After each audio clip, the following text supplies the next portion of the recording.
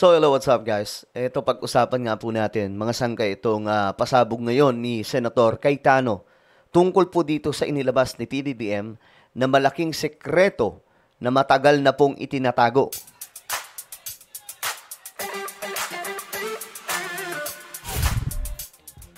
Yo guys, this is me, Sangkay Janjan. I'm back for another vlog today. Ito nga, pag-usapan po natin ngayon mga sangkay itong matinding inilabas ni PBBM. Malaking sekreto ito actually, mga sangkay ng mga opisyal ng ating gobyerno na ngayon ay nadiskubre ni PBBM. At nagsalita po mismo mga sangkay, itong si Cayetano. Si Cayetano ay dati pong nakalaban ni PBBM pagdating po sa pagka-vice-presidente. Way back 2016, no? Pero mga sangkay, dati po silang magkasama sa isang partido. Hindi ko nagkakamali, sa Nationalista Party. Anyway guys, bago tayo magtuloy-tuloy, paki-subscribe po muna yung ating YouTube channel. Ayan, tayo po ay 1.54 million subscribers na. Sa mga hindi pa po dyan nakakapag-subscribe, makikita nyo po yung subscribe button sa baba ng video na to. I-click nyo lamang po yung subscribe, i-click ang bell, at i-click nyo po yung all. Sa mga nanonood po sa Facebook, i-follow nyo po yung ating Facebook page. Okay. Eto guys, tingnan po natin mga sangkay, itong pasabog ni Cayetano. Kasi nga po, nakaraan sa SONA ni PBBM, lumabas nga po doon mga sangkay na may mga ghost projects or mga flood controls na pinagawa po ng pamahalaan ang hindi po nagawa. Kasi ang nangyari, mga sangkay, nagkaroon po ng sabuatan mula po sa mga opisyal. Ito kalakaran po ito sa Pilipinas, mga sangkay. Hindi lamang po ito sa flood control, kundi lahat na po ng mga project sa ating bansa. Lalong-lalo na po yung mga kakalsadahan. Karamihan, mga sangkay, na gumagawa nito, mga opisyal na sanay po, kumikbak at mangurap. At eto mga sangkay ay nagiging common sa kanila. Nagiging common na magnakaw ng pera ng taong bayan. Halimbawa na lamang, kalsada. Babudgetan ng gobyerno. Okay, budgetan namin ng ganitong pera, 50 million para sa pagpapagawa ng kalsadang ito, papunta sa ganitong mga barangay na dadaanan. Farm to market road, o di kaya itong kalsadang ito ay makakatulong na mapabilis ang access ng maraming kababayan natin. Ngayon mga sangkay, ang ginagawa nila dyan, pag dumating na po yan sa governor, gagatasan at gagatasan yan. Kukuhaan ng governor. Pagdating sa congressman, nakakampi ng governor, kukuhaan din po ng pera. So mga sangkay, pag iniabot pa po yan sa mayor, kung corrupt din ang mayor, kukuhaan pa po yan. Babawasan. Pagdating sa kontraktor, medyo kakaunti na lang mga sangkay. Ngayon, ang mangyayari dyan, ang kontraktor din, syempre, magsasabuatan sila. Malaki ang kukunin niya. Ngayon, mga sangkay, ang matitirang pera dyan, kakaunti na lamang at substandard na lang po ang ipapagawa. Kaya may mga kalsada, mga sangkay, na sobrang bilis masira, di ba? Kakagawa lang. Magulat ka pagka sunod na taon o kaya after 2 years, 3 years, wala na, sira na. Bakit? Ba't ganun? Kasi nga po, substandard. Ang mahirap pa po dito, ito po ang mas malala. Yung mga ghost projects. Halimbawa, kalsada. Hihilingin ng isang governor. May papagawa kaming kalsada. Hihingi ng pera sa national. Ngayon, pagdating ng pera sa kanila, hindi na po nila bibitawan yan. Papalabasin na lamang po mga sangkay. Tapos na yung project na ipagawa na. Tapos na yung kalsada. Pero yung budget, nasa 200 million, 300 million, 500 million. Diba? Ganyan po kalala. Ito yung nakita ni PBBM, mga sangkay, na sinabi po niya, ito, mga sangkay, may video pa nga po dito. Sabi po ni PBBM, wag na tayo magbulahan pa. Kasi talagang totoo mga sangkay na nangyayari yan. Errata, SOP, Ayan, for racket sa mga at yung iba, guni-guni lang. huwag na po tayo magkunwari. Oh, wag na tayo magkunyari, sabi ni PBBM. Alam naman ng buong madla na nagkakaraket sa mga proyekto. 'Di ba? Kaya nga natawa ako mga sangkay. I heard someone na official din po. Ang sabi niya dati mga sangkay, narinig ko lang. Alam mo, kapag ka magaling kang maghanap ng proyekto, malaki ang pera mo. Isipin mo lang, ba't kaya? Ba't kaya ganun? Yung palad, sa mga proyekto ng gobyerno, kumikita po sila.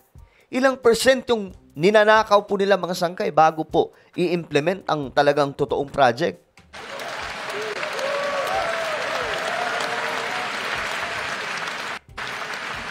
Mga kickback, mga initiative, errata, SOP. Yan po yung kalakaran mga sangkay. Boys.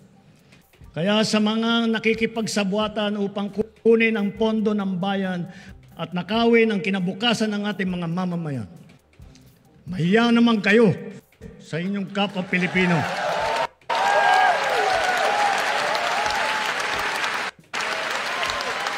Yung iba dyan, papalak-palakpak lang. Pero tinatamaan yan sila. Yung iba naman hindi po makapalakpak kasi tinatamaan po talaga.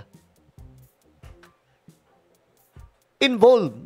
Sa tingin nyo, walang mga congressman na hindi involved dyan? Mayroon. Marami. Pero syempre, para hindi mapahiya, palakpak ka na lang. Pero yung iba, hindi. Mga sangke, alam mo na yan. Oh, yung iba, hindi makapalakpak kasi nga po, guilty. May mga matitino din naman mga sangkay, syempre, ng mga politiko dyan. Mahiya naman kayo sa mga kabahayan nating naanod o nalubog sa mga pagbaha. Tingnan nyo mga sangkay, kung sino dyan ang magtatayuan at yung iba dyan, nakaupo lang. Kasi nga po, tinatamaan. Mahiya naman kayo, lalo sa mga anak natin na magmamana sa mga utang na ginawa ninyo na binulsan nyo lang ang pera. Grabe. O, tingnan nyo, magtatayuan mga sangkay. O, yung iba dyan, napilitan na lang tumayo kasi nga po, mapapahiya. Matuturo sila. Ito, halatang korap to .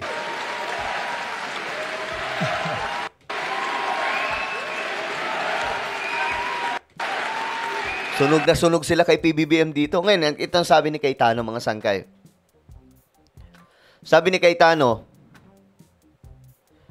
President Marcos, was honest enough to say na yung mga proyekto ay palpak, ghost, kaya bumaha.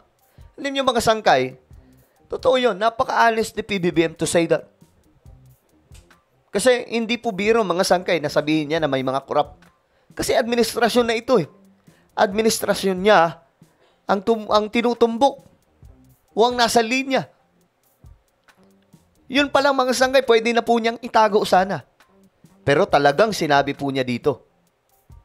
Diba? Kasama po mga sangkay yung mga, kahit po yung mga kakampi niya dito, tatamaan po talaga. Palpak kaya bumaha. Sinigundahan ni Senator Alan Peter Cayetano ang plano ni President Bongbong Marcos na ipa-audit ang flood control projects at sugpuin ang korupsyon sa sektor ng infrastruktura. Sabi ni Cayetano mga sangkay, this SONA shows that the President listened. Nakinig daw po si PBBM. But the key is not only the talk today. Will the people under him actually carry out at magkatunay na reforma? Yun ang tanong. Actually, tama itong tanong ni Cayetano mga sangkay. Kailangan po talaga dito ng aksyon. No? At mabigat ang binitawang salita ni PBBM. Ang pinakatumatak sa isip ko, ang sabi po niya, ilalabas niya, isa sa publiko niya lahat ng involved, mga kontratista, mga opisyal ng gobyerno. Suga pa no, mga sangkay. So dito, itong si Cayetano, dati po niya itong nakalaban, mga sangkay. Pero kaibigan niya po ito nung sila po ay senador. Pero mga sangkay, nung nagkaroon po ng pagtakbo sa pagka-vice presidente, nagkaroon ng lamat kasi ito si Cayetano, DDS po yan . Well, si PBBM din naman, dating DDS po yun, mga sangkay. Pero, Cayetano, sabi niya, itong SONA na ito ay nagpapakita na ang presidente natin ay nakinig. Diba? he was honest enough to say na yung mga proyekto ay palpak, ghost, kaya bumaha. So, kailangan po na ito mga sangkay na malaman po talaga. No? Kailangan malaman po talaga, mga sangkay, kung sino po ito mga ito. Kasi, alam nyo, normal po ito sa kanila. Actually, hindi po normal. Hindi pala normal, mali. Common. Pero hindi po normal. Hindi normal ang magnakaw sa pera ng bayan. Isipin nyo, imbis na mapunta sa proyekto, binubulsa. Mga gunggong, di ba? Ang bihira. Kaya, magsangkay, sana po mailabas as soon as possible talaga, mailabas ng ating presidente. Kasi, magkakaroon ng malawakang investigasyon dyan. Kasi bilyong-bilyong pera ang pinag-uusapan dito. Abay, pambihira. Anong ginawa, mga sangkay? May climate change, yes. Hindi kaya ng mga flood control yung baha. Kasi, kahit sabihin pa po natin, may patay yung mga flood control sa Malawakan, babaha pa rin po talaga. Kasi ibang-iba na po ngayon yung panahon natin. Iba po yung buhos ng ulan. Pero kahit papano, maiibsan sana yung mataas na level ng tubig, baha, kung mayroon po mga flood controls sa Malawakan. Ang laking pera ng ibinuhos ng gobyerno para sa flood controls projects. Pero anong nangyari? Kinain ng mga buhaya. Anak ng tokwa sila. Nakakadismaya. Well, ano po ang inyong opinion, mga sangkay? No? Comment down below. Meron po tayong YouTube channel. Ito po ay Sangkay Revelation. Hanapin niyo po ito ngayon sa YouTube. Kapag nakita nyo na, i-click nyo po yung subscribe, i-click ang bell, at i-click nyo po yung all. Ako na po yung magpapaalam, mag-iingat pong lahat. God bless everyone.